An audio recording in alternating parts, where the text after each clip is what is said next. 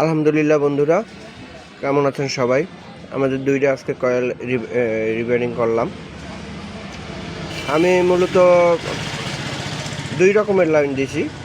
একটা দিছি ভিতরে স্টারিং আর বাইরে রানিং, আর এটাই দিছি ভিতরে রানিং বাইরে স্টারিং।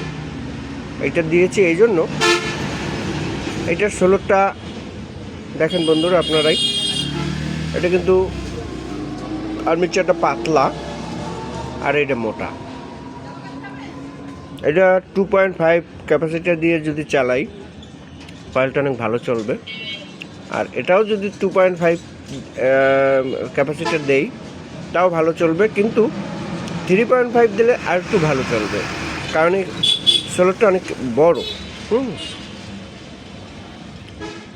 ইনশাল্লাহ পাশে থাকুন,